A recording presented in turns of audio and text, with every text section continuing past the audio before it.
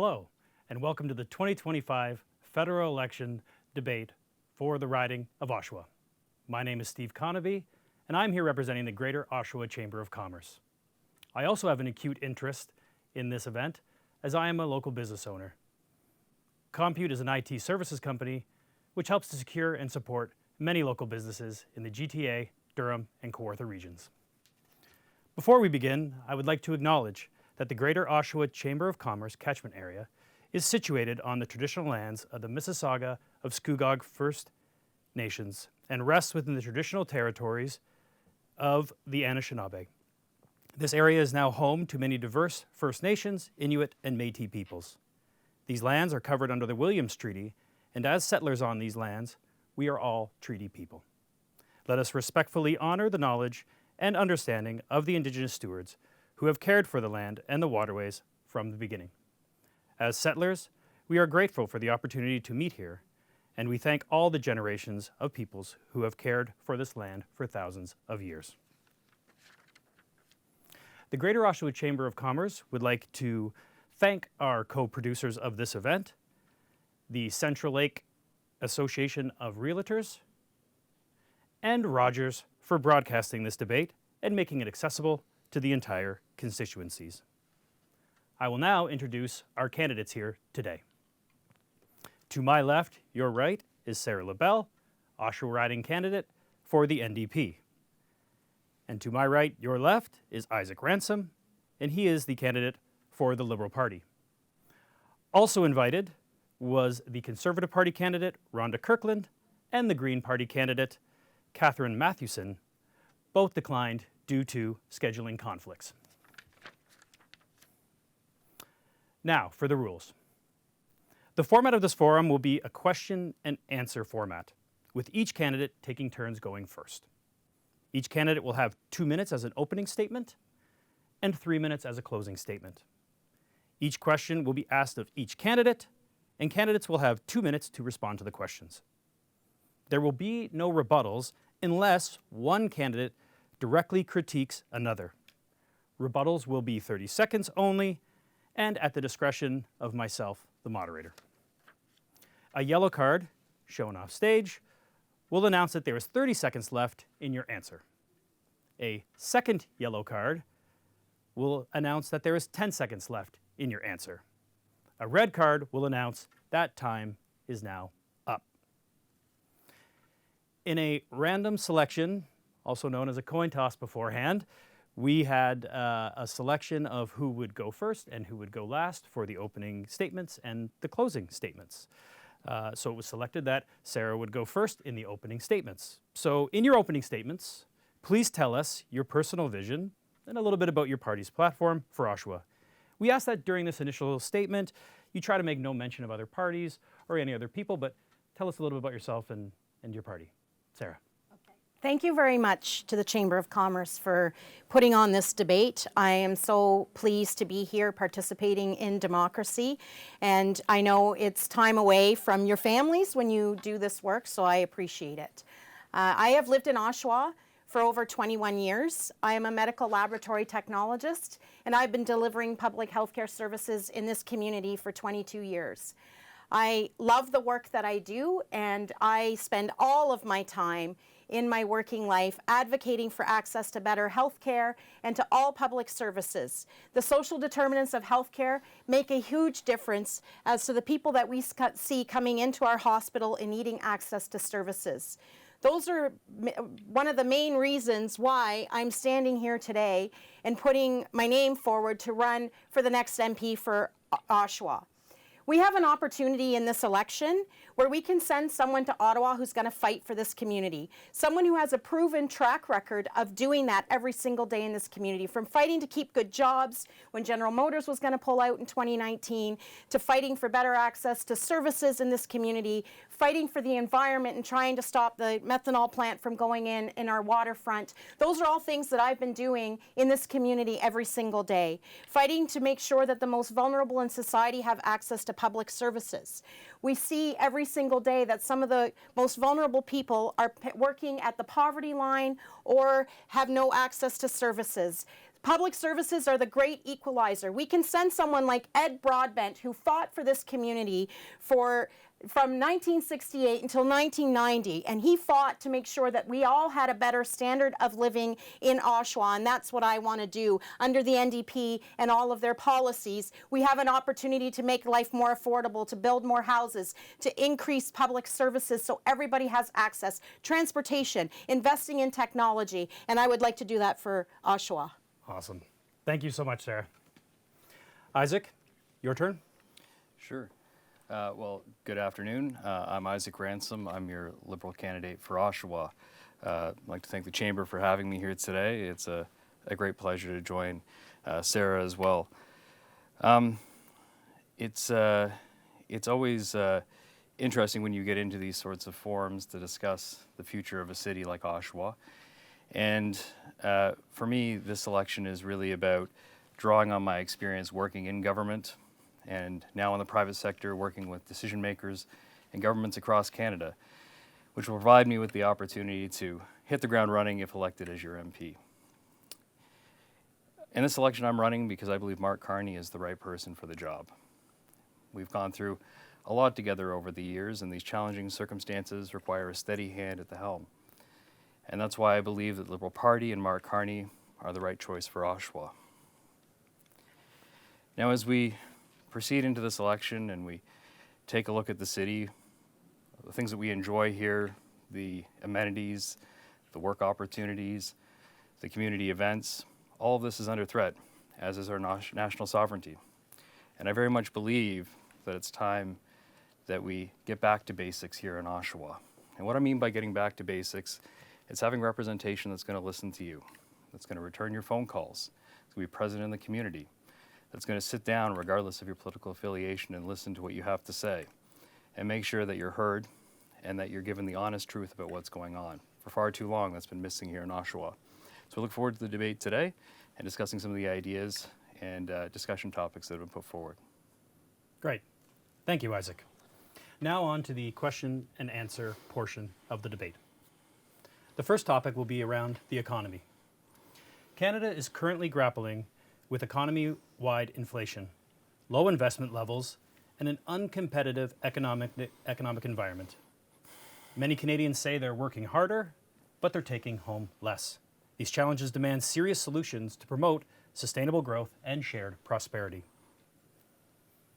The following question addresses issues with the goal of understanding your party's plan to ensure growth and prosperity. First question, and Isaac, you will go first. Sure. What specific tax reforms would you advocate to make Canada more competitive globally, particularly regarding the digital services tax and the capital gains tax? Well, I think we have a fundamental problem before we even look at taxation. I think one of the issues that we have is any business person will tell you you're looking for a stable business environment. And right now we don't know what that is. It seems to change by the hour, by the day. The next morning we wake up to new news. And without any sort of certainty, it's very difficult to understand what tax levers you're going to pull in order to quickly provide relief to businesses or provide those adjustments in order to attract more investment. But I think if you're going to speak to small and medium-sized businesses in Oshawa, the people that are employing a lot of people in the city, they're going to tell you that these levers probably aren't the specific ones they're looking for.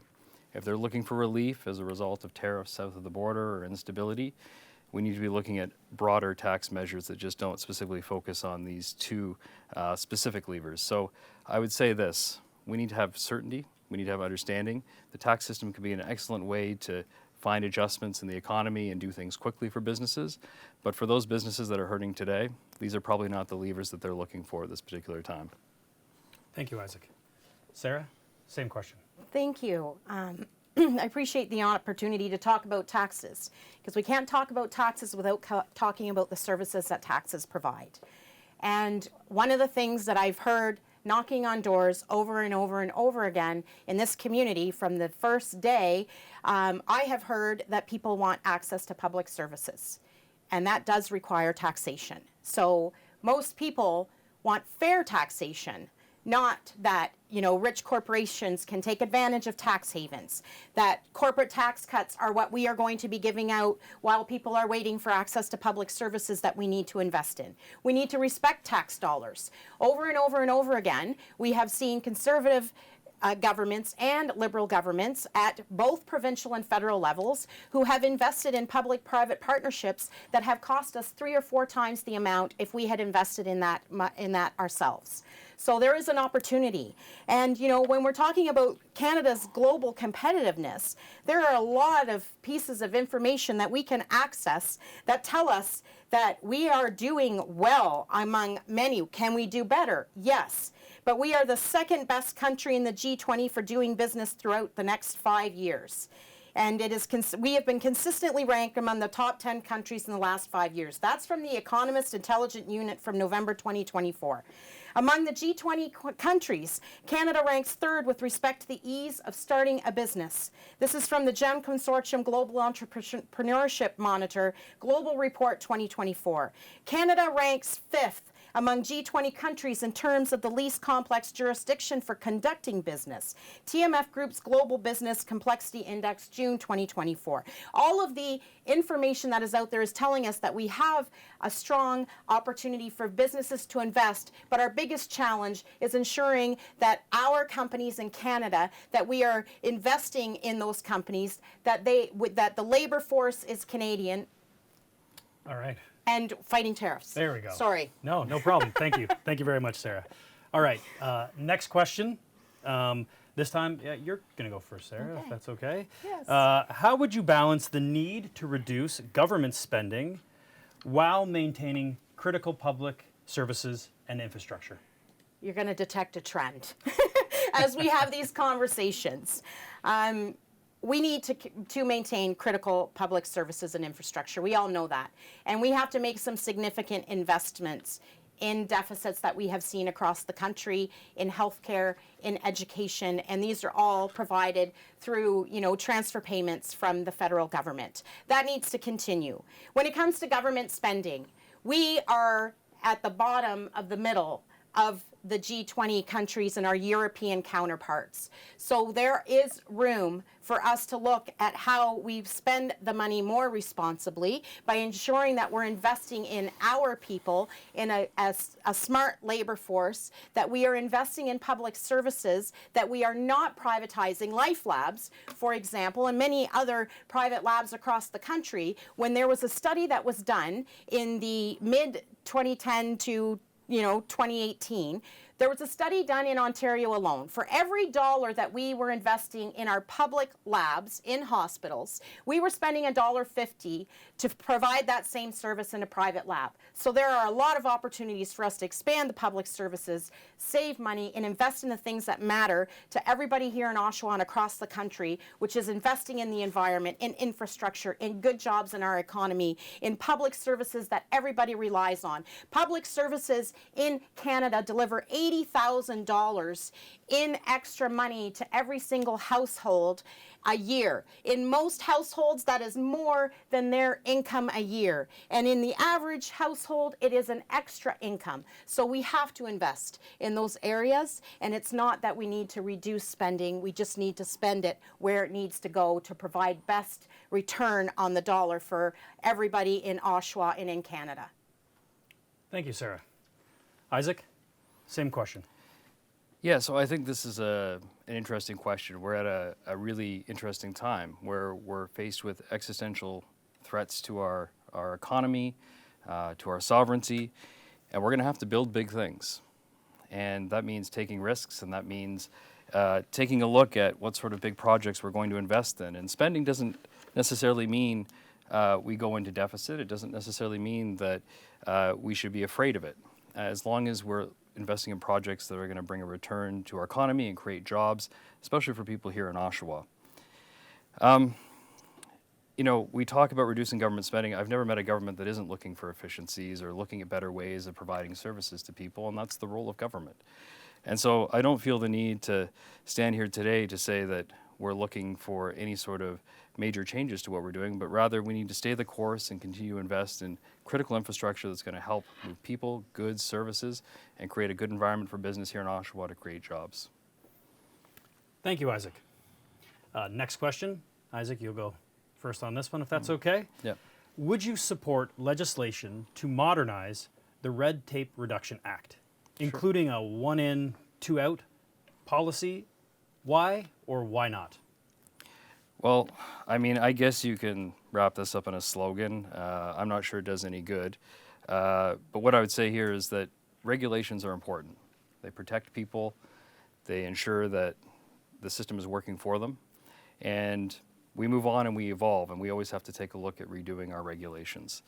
I think right now a lot of people would be looking for regulations in new technologies such as privacy or AI, or for people who are flying, they probably appreciate the regulations that are in place for those things, but getting other regulations at that expense is not an appropriate response.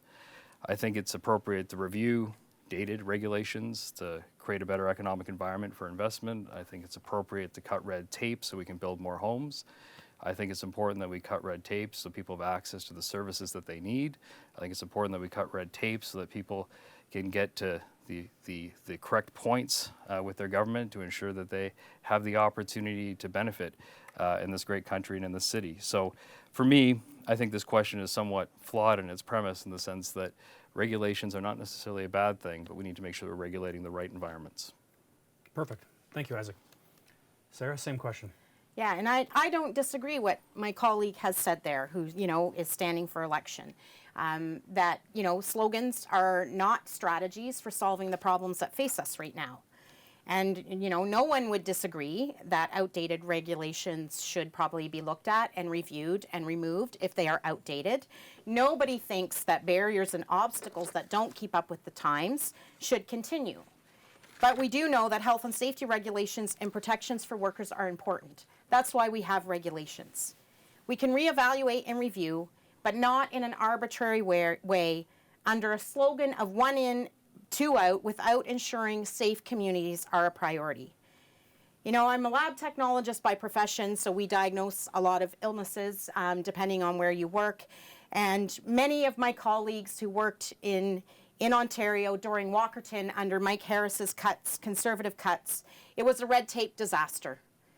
People died because we cut corners and regulations were not enforced. There is a reason for regulation.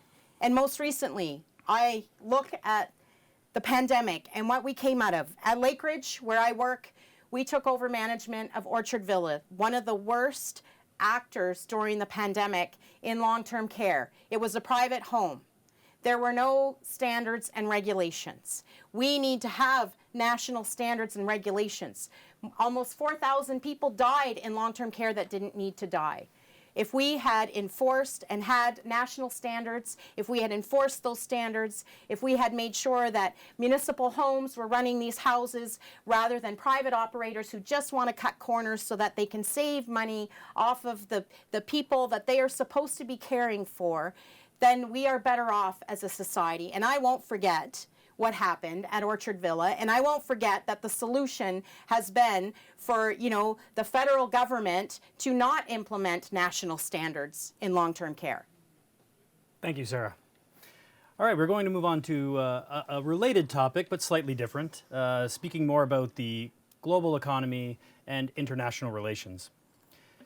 Canada's national and economic security are at risk due to increasing reliance on other countries, the departure of key industries, and a lack of adaptability to fast-changing global conditions. These vulnerabilities must be addressed to protect our sovereignty and future stability.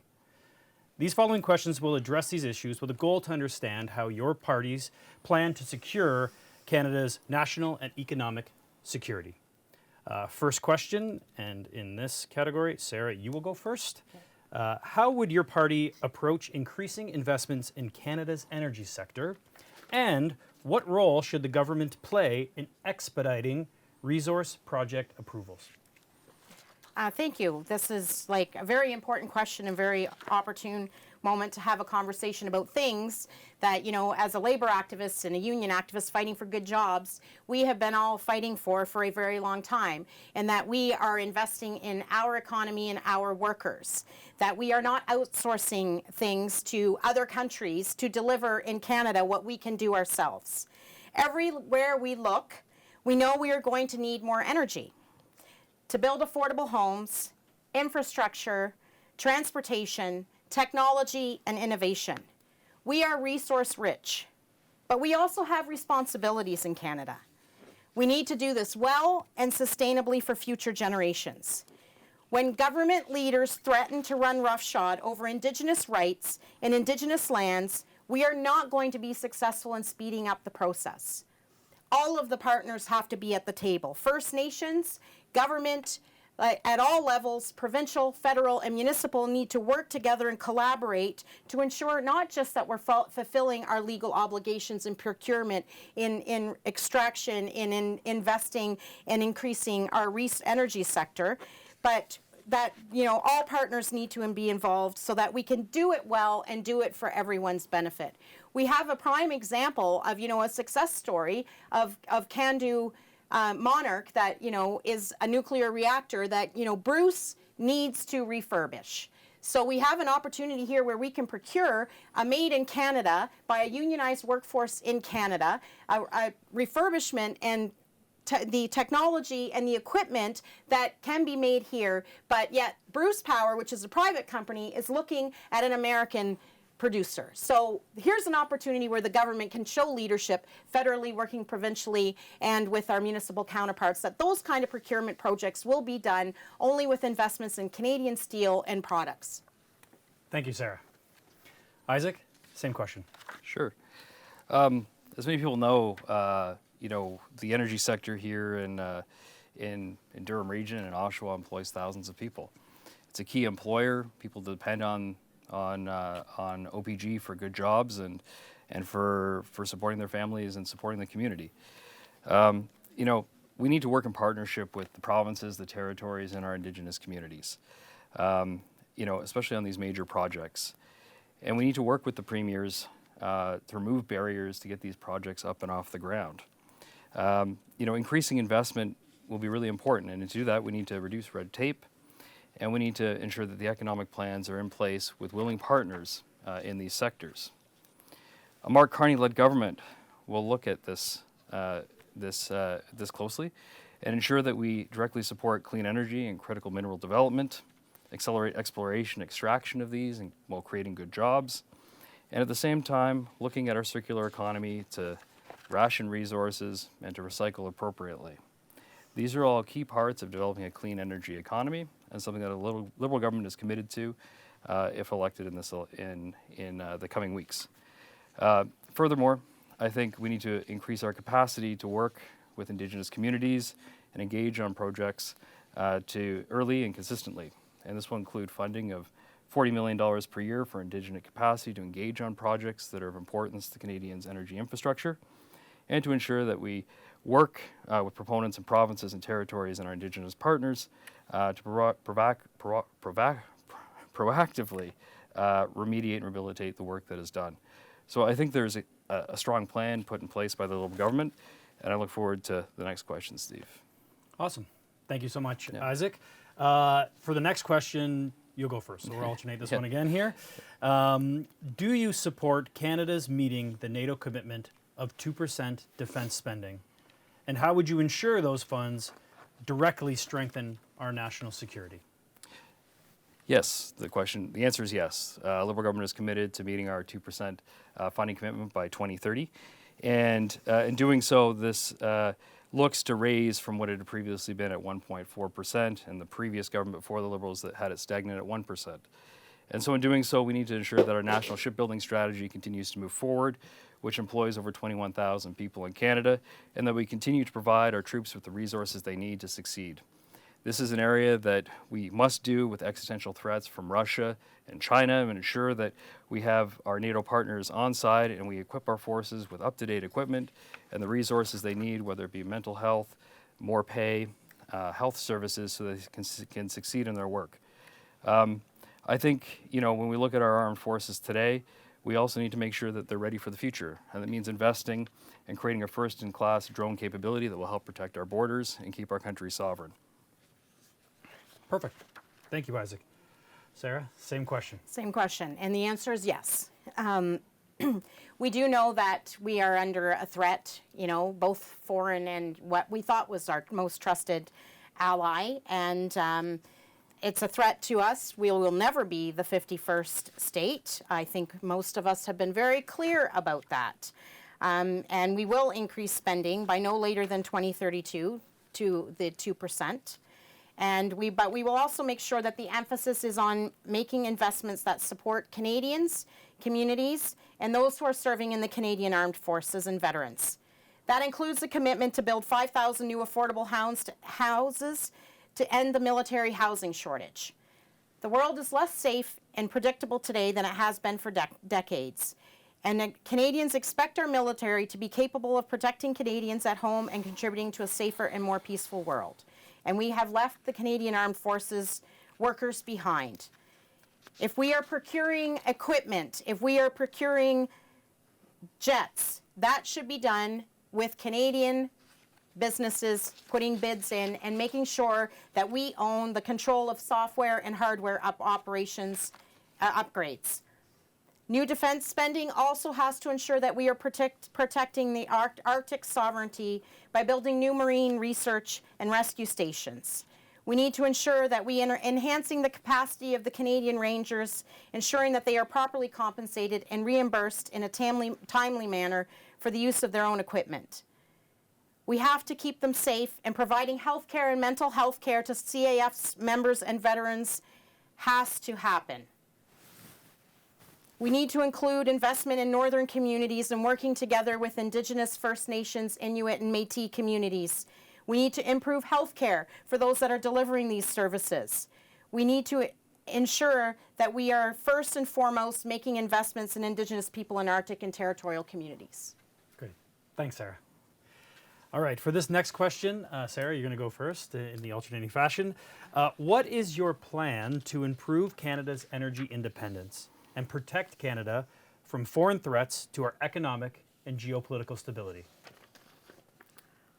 Well, this is kind of a continuation of the little bit of the discussion about energy earlier. I had mentioned that we have, an opportunity here in Canada to actually invest in companies that are, 85% Canadian content, which is the Can-Do Monarch, that we can support Canadian unionized workers, that this is an example of a success story, and that we need to show leadership and have standards, targets, and goals to make sure that all energy projects that we are investing in and energy opportunities, innovation are all Canadian supply chains, that they are Canadian workers, that the products are being built here, that we are using our steel to, do the work that we need to do to invest in the energy sector, the workforce that, there are opportunities here. During the pandemic, we saw some real innovation that, the private sector engaged in across the world, and including in Oshawa,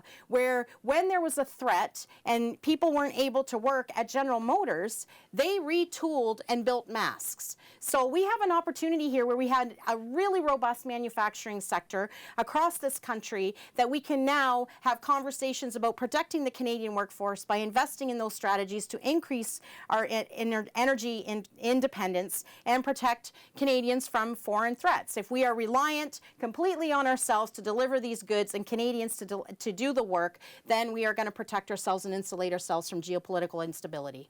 Great. Thanks, Sarah. Isaac, same question for you. Yeah, I'm not sure I necessarily agree with the premise of the question.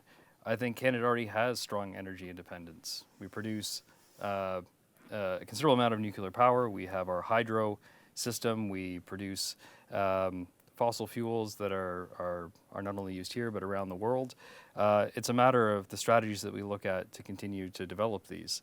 And so when looking at this from my perspective and from our party's perspective, we need to continue to make these key strategic investments in our communities. We need to continue to look at ways at building east and west across the country to bring this country together and to create critical infrastructure that is going to move energy and create an east-west corridor for electricity across Canada.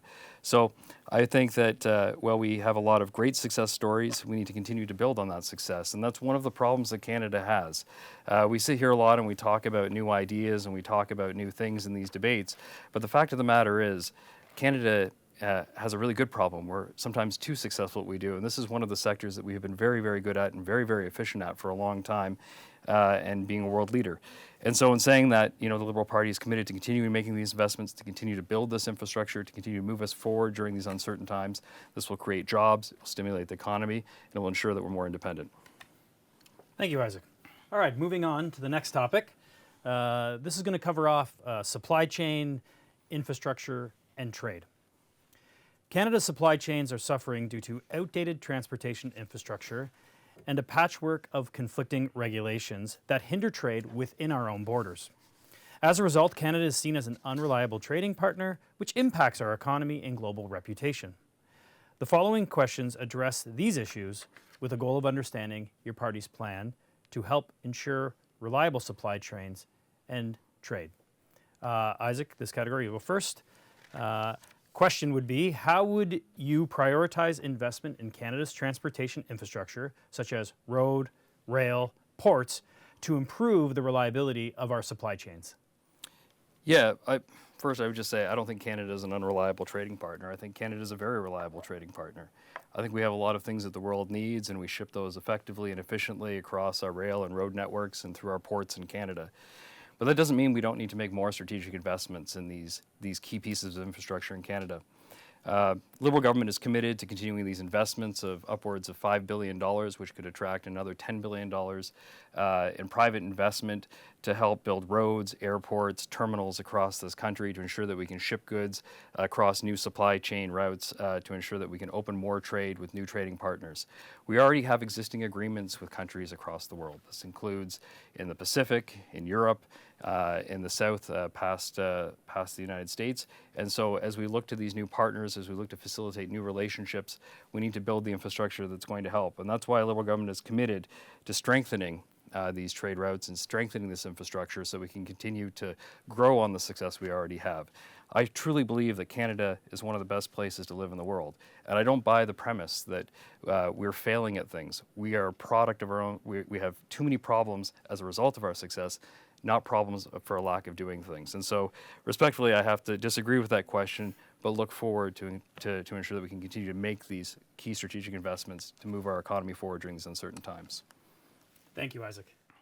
Sarah, same question Thank over to you. Yes, and so for anybody who's watching this who maybe wants to invest in Oshawa or maybe doesn't live in Oshawa and maybe thinks it would be a great place to relocate, we have an international deep water shipping port.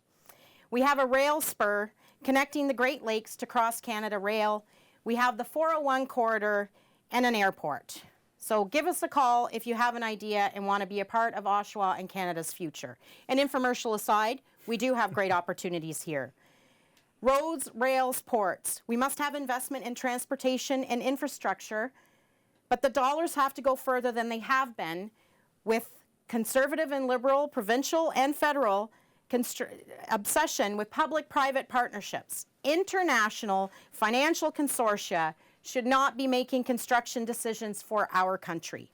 Supply chains are not only about the movement of goods, though we do want to improve that. Supply chains are the manufacture of and designing of and innovation. When a small company is looking for an assembly line that can be retooled to make their goods here instead of the States, when a company is looking for a distributor to help them get their goods to market, they need help.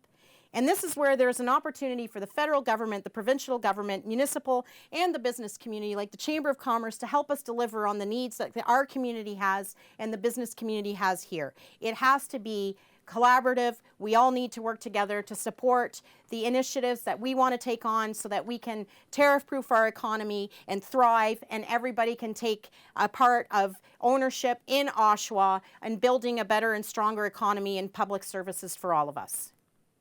Thank you, Sarah. All right, now on to some interprovincial trade discussion. So, Sarah, on this question, you'll go first. What concrete steps would you take to eliminate interprovincial trade barriers and promote true free trade within Canada? That's a good question. There's a lot that we can do, but it's going to be similar to the question about red tape. Again, we don't need unnecessary or needless hurdles in the way of interprovincial trade. We want businesses to grow. We want goods to move. We want ideas to blossom. We want jobs to be created. But we also need to show leadership in the federal government. All of the provinces need to work together purposefully so that everyone benefits. That we have to ensure that health and safety standards are met. In Ontario, we have many cranes. There's been a boom in building in condos across, the GTA and including out this way. We need crane operators to do that, and we train them at Durham College. But none of it may not have the same needs, so they may not have the same standards for crane operation. So when we are talking about eliminating barriers, it's not going to be that we lower our standards to the lowest common denominator. We're going to make sure that those standards are in place. We're going to make sure that we are protecting the workforce through mechanisms to get products across this country. We're going to make sure that the workforce is able to move across this country by making sure that licensing for skilled professionals, I work in healthcare. We have a lot of need for recruitment and retention. We know that the skilled trades we need to make sure that they are licensed and able to work across the country, and that people that are newcomers to Canada are able to get credentialed. And that will help with all of the eliminating some of the barriers and making sure that we are prioritizing our country and trade across our country before anywhere else. Thank you, Sarah. Isaac, same question, interprovincial trade. Well, the good news is we're already on pace to do this under a Liberal government and Prime Minister Mark Carney. He's been very explicit about this, and the government has been very explicit about the fact that we need to create one Canadian economy, not 13. An economy where businesses can sell their products and when and where they please, which will help stimulate more economic growth, especially in cities like here in Oshawa. I do agree with my counterpart here that these barriers that come down will help to open up new opportunities for workers and create seamless trade and credentials across various provinces. I would say this, though, that while we bring down these trade barriers, we can't lose sight of the fact that we need to diversify our trading partners abroad as well. We have many, many opportunities across the Atlantic and across the Pacific to bring Canadian goods that are made here in Oshawa, to new markets, to create jobs here that are stable and well-paying. And so while it is fine and good for us to move forward on this, we have to be firing on multiple fronts to help create good jobs for people here in Oshawa and in Canada. Thank you.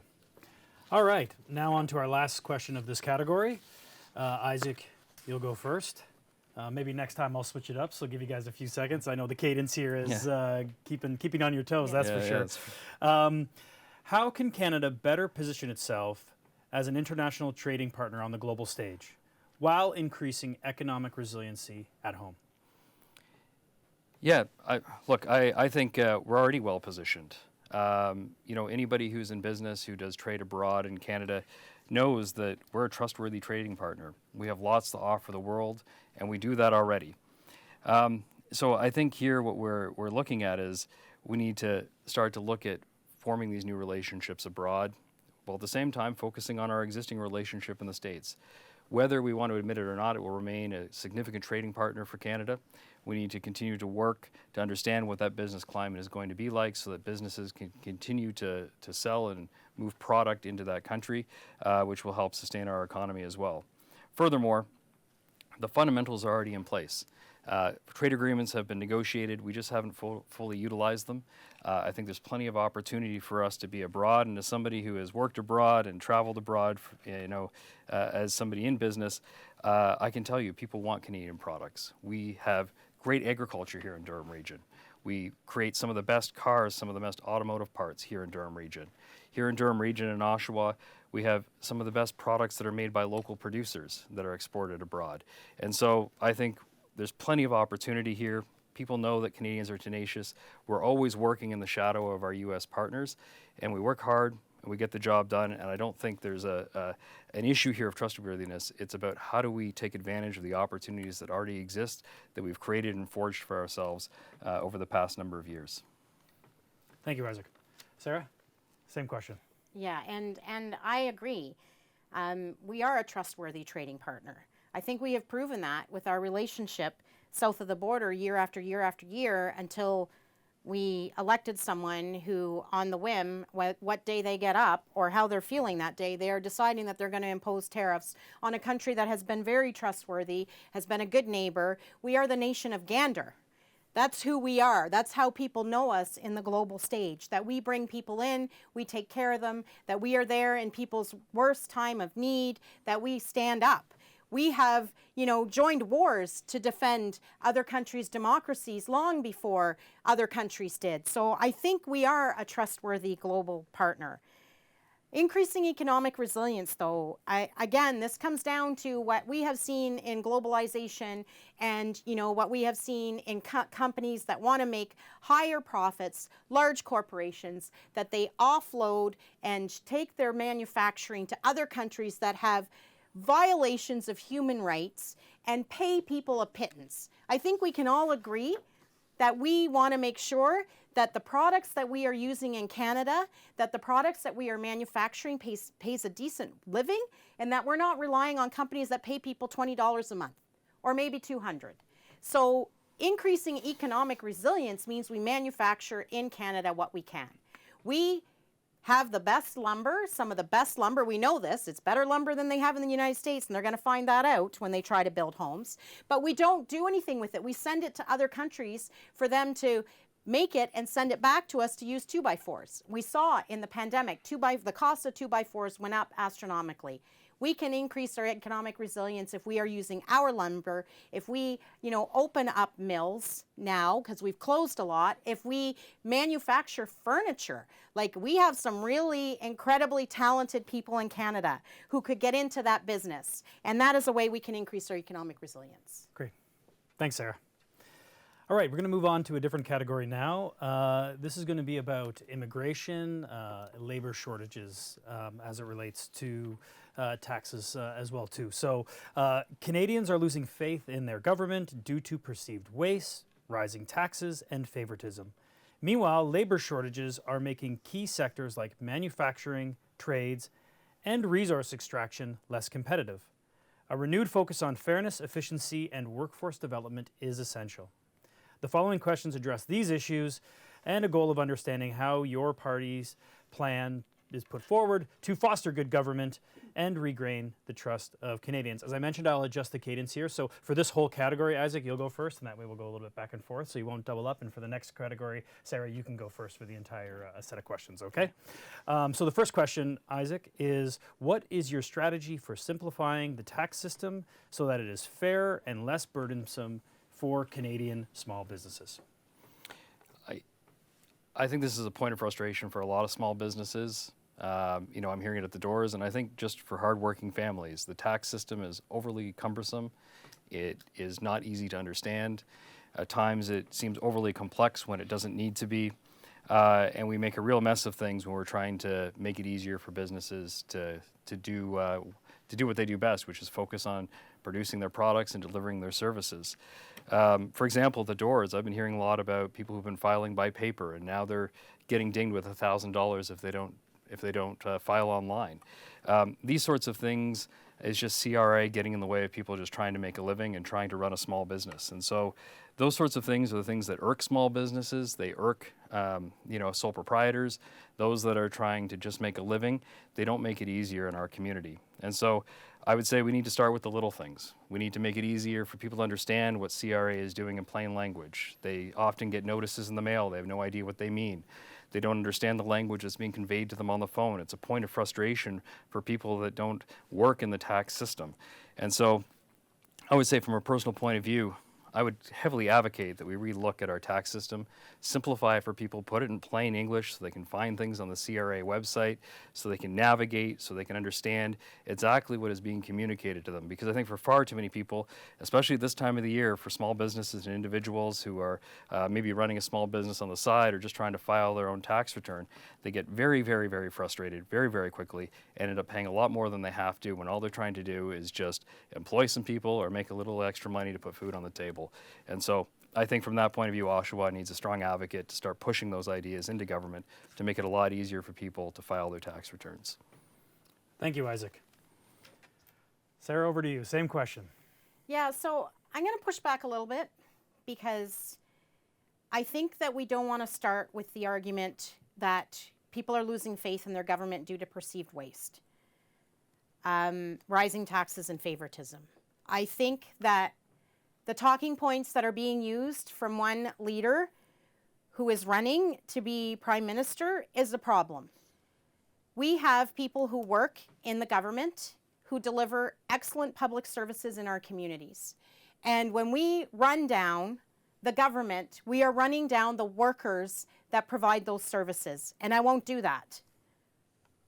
On the tax system, yeah, people think it's unfair. I mentioned that earlier. Tax havens for the wealthiest and, corporate tax cuts for the wealthiest is unfair. The people that are paying the biggest burden of taxes are people living at or below the poverty line. They are the ones that not only pay taxes on the money that they make, they pay taxes on goods that they purchase. The bit of relief that people got in January and February where there was, no taxes on essentials and groceries, that was a big deal to a lot of families, and that needs to continue. That needs to be permanent. The people making less need to have a lower tax burden. We need to remove taxes on essentials like internet, cell phones, utilities. Those are things that benefit people. And I understand that the tax system may be confusing, but every single person I've ever talked to understands that taxes pay for public services. And so we do want investment in our country, in ourselves. The public services are part of the economy, and people understand that. And we can do that, but also making it easier for people who maybe aren't as savvy on a computer. Having, community hubs that can help people with those taxes would benefit. Thank you, Sarah. All right, on to the next question. Isaac, you'll go first. How would you reform the immigration system to better align with labor market needs, while ensuring that newcomers can work in their trained professions? Yeah, I think it's really important to remember that immigration is the foundation of Canada's fabric and our proud history. Anybody who's in this country came from somewhere, and they've been able to benefit from the tremendous opportunity that this country has offered them over the years. New Canadians have fueled our economy time and time again. In the past, they've helped to support our growth. They've addressed critical shortages in labor in our economy, and so we need to be mindful that immigration does have a place in our country, and we need to continue to welcome people to Canada in a way that is measured, and in a way that we can support these people when they come to Canada. We have a real responsibility here to make sure that those social services are there for when people arrive, but at the same time balancing that with ensuring that people who live here already have access to services. And I think that's where some of the frustration exists with people today, is seeing that the system is not quite working the way that it was intended. Again, I go back to this. We have a lot of good problems. We're a product of our success. And part of that is people want to come to our country. They want to live here. They want to do business here. They want to raise a family here. And with that, we need to continue to keep up with growth. We also need to be mindful that, these are creating new pressures on housing, and we need to make those key investments by getting homes built. And that's why Liberal government is committed to building more homes, 500,000 a year, and contributing billions of dollars in new funds to build homes and to reduce red tape, particularly at the municipal and zoning level, to get homes get homes built so that those that are coming here and those that live here can afford a place to live. I see that the yellow card has come up, so I'll stop there. And we'll have some more time for Yeah. housing. That's the next topic. So we'll give you an opportunity to speak there. Sarah, same question over to you. All right, thank you. So I mentioned in the beginning that I work in healthcare, and it is no surprise to anybody that we have a huge shortage in healthcare. I mean, I don't think you can open a newspaper or go online, if you happen to have print media left, which we don't have much of that. But if you, go online or you go to your local hospital, you already know that we have a recruitment and retention problem. We have that in skilled trades as well.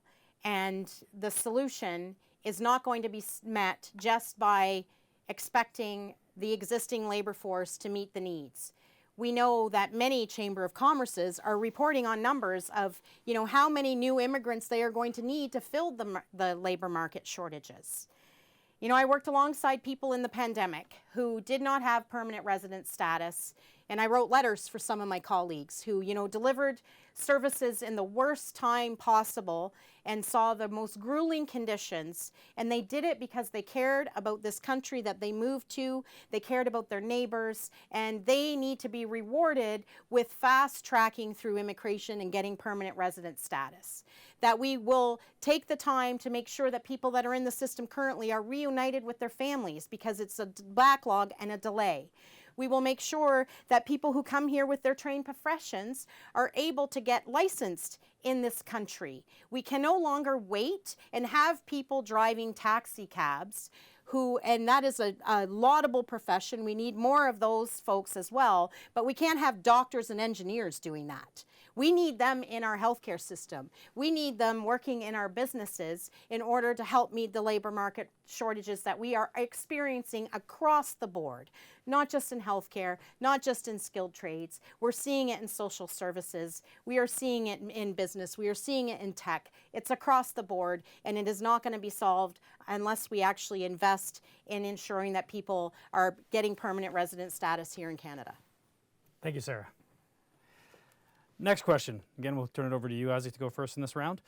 How will you ensure greater government transparency and reduced perceived waste and favoritism that contribute to public distrust? So I think this is a very far-reaching question, and as somebody who's worked in government for many, many years and seen things come and go and works in the government space today, there's always the challenge of how do you improve these systems? How do you make procurement more transparent, more available, more noticeable for people? And I think we're getting better at this as a country. We've seen many reforms over the years in terms of our procurement strategies and how companies can look to do business with the Government of Canada and its agencies and its corporations. And so from that perspective, I think the government needs to better help people understand when they're going out and looking to undertake these procurement processes, particularly ones where there may only be a handful of suppliers that can actually do what we need, and clearly articulate what those propositions are going to be and what the options are. Today we find ourselves in a situation where we're going to have to go out and do massive procurement. We're going to have to look at building major infrastructure, improving our ports, improving our highway network, improving our rail infrastructure, improving our airports. All this is going to require procurement processes, and they need to be upfront and transparent so we avoid waste and the perception of favoritism or some sort of distrust in the system. But I would say, having worked in this a long time, the people that are doing these processes under immense pressure, there's an immense amount of accountability here in Canada, and we should be very proud of the processes that we already have in place. But it doesn't mean we can't do better. And so I say to those who are listening today and worried about the issue of procurement, let government continue to work and look at face value of what's being offered. And as we move into this next phase of growth in Canada, we will need to do our part to make sure people understand what it is that's going out to market. Thank you, Isaac. Sarah, same question. Thank you. So, government transparency, we can do better with that. Yes, I do agree with that. On the reduced perceived waste, I did mention public-private partnerships that, we spend an awful lot of money and they cost more. So we have an opportunity. International consortia should not be making those decisions. It should be made. It should be publicly funded. We should not be selling off our infrastructure, the 407 to a Spanish company. We should not be allowing Grifols, another Spanish company, to open up and do paid plasma in the province of Ontario. So those are all things that have happened currently in this government. So these are things, and previous governments. So these are things that need to stop. But on the issue of reduced perceived waste, I'd like to talk about DOGE, the Department of Government Efficiencies. Elon Musk is making decisions in the United States on what is efficient in government. They have made cuts to the FAA. They have made cuts to the Communicable Diseases Center. They have made cuts to regulations and protections. They have cut federal service workers that deliver services in the country. So when we talk about these things, We need to talk about them in the context of that we are defending the workers that provide these services in our country, that they are not just talking points for someone to attack an existing government for the decisions that they don't like, but that we are providing solutions, that we are saying we're not investing in public-private partnerships because they do cost more, and if the government procures them, if we put those out to tender, if everybody knows what the tendering process is, rather than giving businesses contracts and international companies contracts, that there is actually a procurement process. These are solutions to the problem. But you know, it is not wasteful to invest in the things that we need that provide protections for Canadians, and we need to kind of push back a bit on that notion, because those are talking points that are coming from someone who believes that we should just, you know, dismantle everything that we need as a country. Thank you, Sarah. Now, there was a reference over to you, Isaac, there, and some of the policies that are at current place, so I will give you an opportunity if you'd like to rebuttal for 30 seconds. Yeah, I would say, look, government is always looking at better ways of doing things. And I would say the procurement process that exists, not only at the federal government, provincial, municipal government, is very transparent today. But I think when we're facing these existential threats south of the border, we need to remember the system that we have in place is much, much different. There's accountabilities and measures that are there that I think Canadians should be very thankful for. And in doing that, we have a parliamentary system, we have a system that exists to represent people in a way that is direct and close to individuals for accountability. And when things go wrong, we have seen over time that governments face the consequences. But thankfully, we have good transparency and good measures in place today for procurement to ensure that there's a high degree of accountability when we do these things in Canada. Thank you, Isaac. All right, moving along to our next category, housing. I know you referenced it earlier, Isaac, and Sarah, you're going to go first for this category for each of the questions. So housing remains one of the most urgent and pressing concerns for Canadians. From first-time homebuyers to low-income families, the housing crisis is affecting people at every stage of their life and across the entire continuum of housing. Rising costs, a shortage of skilled tradespeople, unstable supply chains, and limited affordable housing options are compounding the problem. Addressing this crisis requires leadership, innovation, and coordinated action across all levels of government. In this section, we will explore each candidate's plan to tackle the housing supply and affordability issues within Canada. So, as I said, Sarah, you'll go first. Here's the first question. Housing continues to be top of mind for all Canadians. Amid the housing crisis, what can the federal government do to help the increasing supply issues across the housing continuum in Canada? If elected, what specific measures would your party focus on? Thank you for this question. So we call it a housing crisis, but a crisis is something that happened all of a sudden we didn't foresee. I mean, this is not something that just happened overnight. It's not like all of a sudden everybody who needed, you know, a roof over their heads just showed up and needed a roof over their heads. This has been ongoing years of underinvestment in the things that we need. Everybody should have a door that they can close at night. Everybody should have access to a roof over their heads. We need to have increased densification. We need building fourplexes as of right along our transit corridors. We need apartments. We need transitional housing. Housing is a human right. Our plan is to build 3 million new homes, including non-market and affordable housing. And we mean true affordable housing.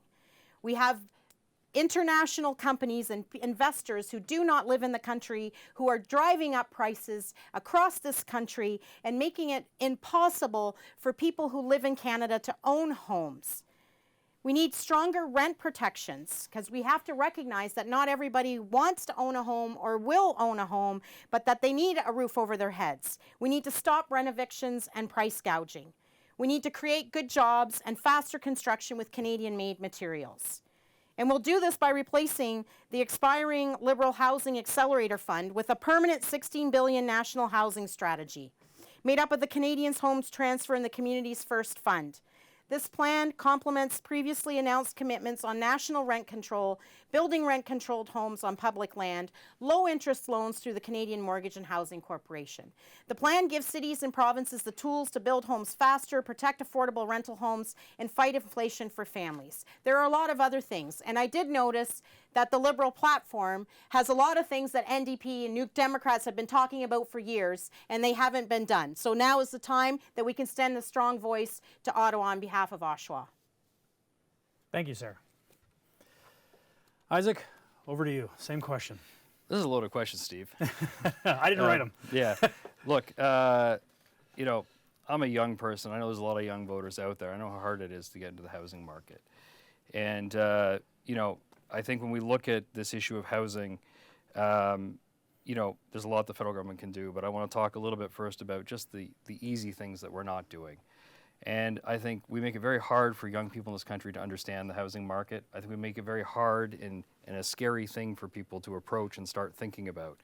And today, buying a home is not like it was 20 or 30 years ago. Today, it means long-term planning. It means understanding the funds that are there to help save for a home, the ability to pull from other investments so that you can make these decisions about your choice in housing. For those that aren't aspiring to buy a home, they need a roof over their head. Look, I'm the son of a United Church minister. I've spent a lot of time working with people, and I've seen how important housing is and how it can change somebody's life. And it pains me to see in Oshawa people without a roof over their head, particularly today. It is a fundamental right, and people should not be subject to sleeping on the street. We need the different kind of housing, and having worked in municipal government, I know that we can build housing quickly. I know we can work with our local partners to deregulate things like zoning, to reduce development charges, to work to make sure that we get more housing online. And you know, I think the Creating Build Canada Homes Fund is a great place to start. It will be an unprecedented development of housing across Canada, unlike we haven't seen since the Second World War. And so I think, you know, Mark Carney and the Liberals were proposing strategic investments in housing that will get it online quickly. We will build 500,000 homes a year moving forward, and this will help alleviate many of the pressures that people are feeling, and young home buyers and those that are aspiring to buy a home will have that opportunity here in Canada. Thank you, Isaac. Well, you both went right to the end there, but we have a few more questions on housing, so you'll have an opportunity to get some more of that information out. Over to you, Sarah. You'll take this question as well. And the first, what steps will your party take to develop a national housing skills agenda that equips Canada's workforce, particularly youth and newcomers, for careers in the skills trades, while also collaboratively working with provinces and industries to address the labor shortages within that housing sector? Sarah, go ahead. The simple answer to that is that, you know, we need to train at least over 100,000 skilled workers, including newcomers. The challenge in that is many of those trades require apprenticeships. And in a workforce that is stretched, we see it in healthcare and we see it in the trades, that my brother is an electrician.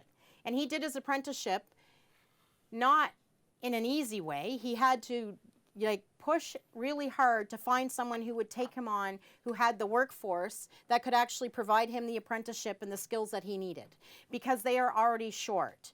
So we need to figure out a way that we can get the newcomers who are already trained and have those skills, that are laborers, that if they're plumbers, if they're engineers, if they are bricklayers, you know, if they are welders, that they actually are able to get into the workforce quickly so that they can also help with the apprenticeships. We need skilled labor. On the issue, we know, of housing, we know that this housing crisis is not something that happened overnight. And we knew it was coming. And, you know, we've had years where it could have been addressed federally. But we are where we are now, and when we're talking about this strategy, we can't just talk about building homes. We need the infrastructure in the communities. We need waste management. We need to ensure that people have access to water. While knocking on doors in a neighborhood on the weekend, they talked about 5 basements on the street were flooded because they did a great big new build, and when they built it, they didn't put the proper basement in. They didn't, you know, put the proper draining in for water flowing downhill, and people's basements were flooded. So we have to talk about all those as in conjunction. It's not just we're going to build more homes and not expect to have all the other infrastructure as well. And it is an opportunity. We need to get the newcomers to Canada in the workforce faster and train new students and laborers. Awesome. Thank you, Sarah. Isaac, same question. Yeah, so look, I think a lot of this starts with the fundamentals of how we look at career options here in Canada. For far too long, we've been focused on, you know, a pathway to post-secondary education for opportunities that may not include working in the skilled trades. These are good paying jobs. These could be good paying union jobs for people. And we need to provide the resources for people to succeed in these trades. And we don't do a very good job of it right now. And that's why we're providing a new apprenticeship grant of up to $8,000 for registered apprentices. And should that apprentice, not finish their program, it will convert into an interest-free loan.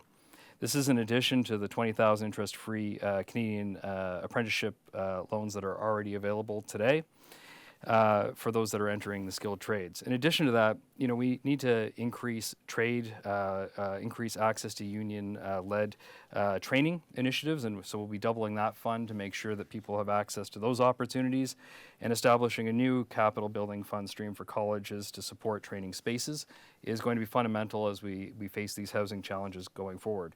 In addition to that, for those that are already in the sector and may be impacted by tariffs, we need to look after them during these times so they don't leave the trades. And that's why the government is proposing $15,000 for workers in priority sectors during these difficult times. I also think it's important that we look at mobility.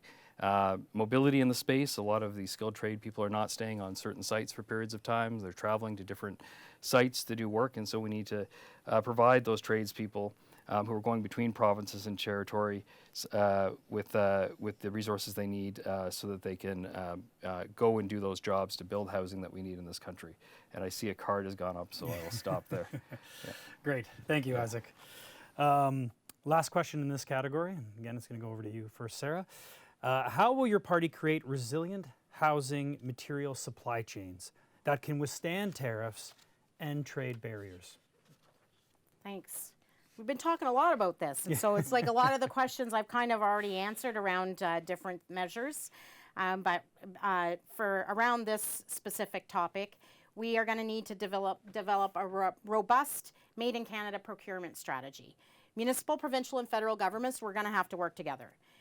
We need to implement procurement strategies that prioritize Canadian-made products and services and bolstering our domestic industries and creating good jobs. I mentioned the example of, mills that we used to have that many have closed down in communities and devastated local communities over the years. So it's an opportunity for the lumber that we have in Canada that, we don't have to pay tariffs if we use it in Canada. And if we have mills that give us those products that we need to build the homes. And those are priorities that we need to make. The workforce has to be a priority in this strategy for building homes and resilient housing, to ensure that, when we are shipping products across the country and eliminating barriers, that the workforce is protected, that the standards are in place, that we ensure that collective agreements are respected. We do not need labor disruptions because the government is running roughshod over labor rights or Indigenous rights. Like, those are all things that we need to work collaboratively with First Nations, Métis and Indigenous and Inuit folks in order to develop those strategies along with federal, provincial and municipal government. Thank you, Sarah.